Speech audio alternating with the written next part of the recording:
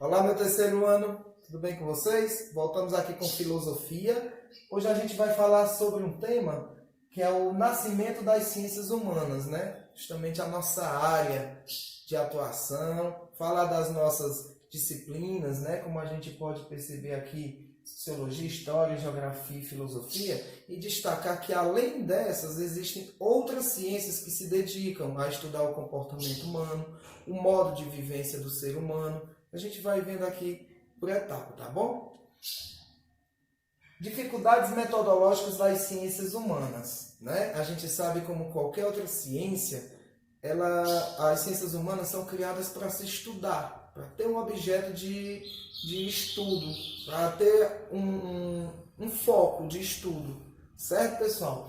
E aí, nós temos aqui 5 vertentes que fazem com que o estudo das ciências humanas elas sejam vistas com uma certa dificuldade, porque elas são complexas, elas também partem do pressuposto da experimentação, também existe a questão da matematicidade, da subjetividade e principalmente da liberdade. Por quê? Porque as ciências humanas elas são ciências subjetivas, que fazem com que o indivíduo ele tenha o direito de questionar, de exprimir o seu ponto de vista acerca daquilo que está sendo disposto para ele. Certo, pessoal?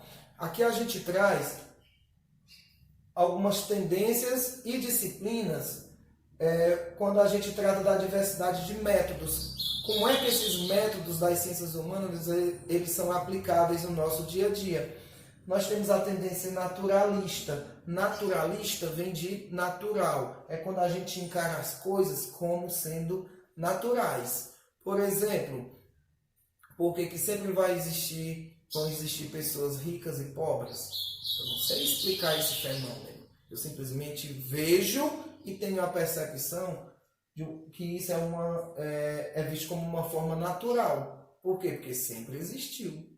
Tá bom? Nós temos a questão da antropologia. Para que serve a antropologia? Primeiro de tudo, para relembrar, a antropologia é uma ciência. E como toda ciência, ela é criada para ter um objeto de estudo, um foco de estudo. Nesse caso, ela estuda quem? O homem. Na verdade, a antropologia estuda o quê? A evolução do homem na sociedade, a maneira como ele se desenvolve.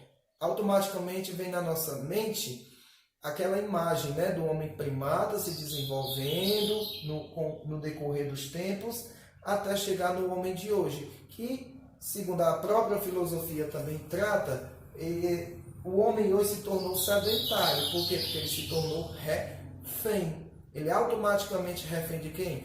Da tecnologia, fazendo com que o homem ele seja mais antissocial, ele deixe de frequentar certos momentos para ficar dentro de casa através das redes sociais. Tá bom, pessoal? São só alguns exemplos.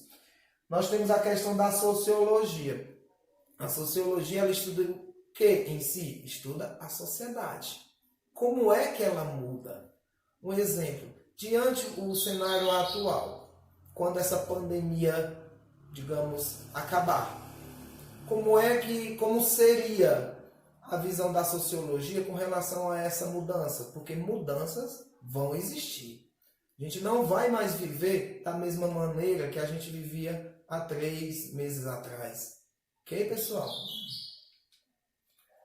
Outra ciência também importante na questão das ciências humanas é a psicologia. Por quê? Porque ela vai estudar, ela vai explicar as diferenças de cada indivíduo. Por que o indivíduo se comporta daquela forma? E falando de comportamento, a gente também fala que dentro das ciências humanas é bem destacada a questão da psicologia comportamental, ou seja, o behaviorismo. O que é o behaviorismo? É a ciência que trata do comportamento das pessoas. Como é que o ser humano, por que o ser humano se comporta de tal forma frente a certas situações, tá bom?